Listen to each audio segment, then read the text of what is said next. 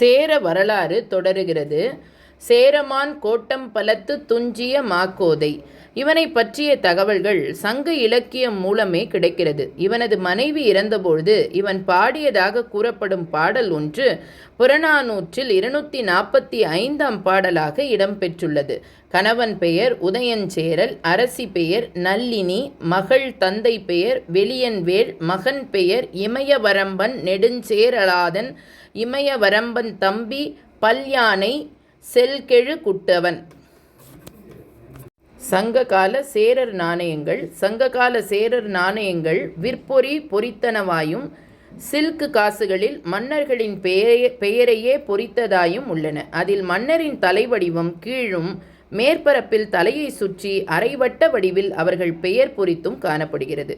இதற்கு உதாரணமாக சேரமான் கோட்டம்பலத்து துஞ்சிய மாக்கோதை மற்றும் குட்டவன் கோதை போன்ற சங்ககால சேர மன்னர்களின் காசுகளை உதாரணமாக கொள்ளலாம்.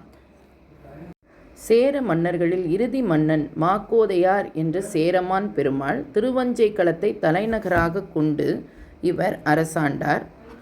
12 சொரூபம் விடுதலை நாடுகள் பிரிவுகளாக பிரித்து 12 மன்னர்களிடம் குறுநில மன்னர்கள் பரிந்து வாழ்ந்தார்.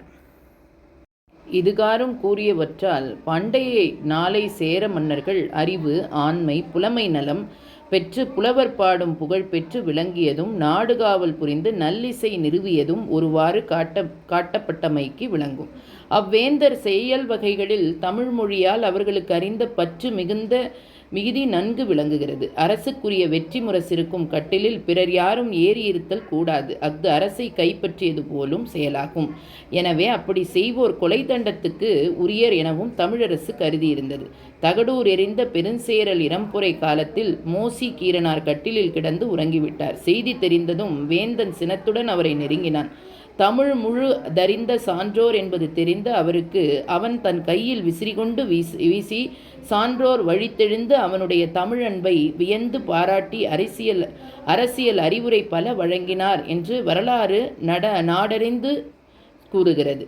இவ்வேந்தர் காலத்து அரசியல், வாணிகம், சமயம், சமுதாயம் முதலிய கூறுகள் தனித்தனியே ஆராயத் தகுந்தன.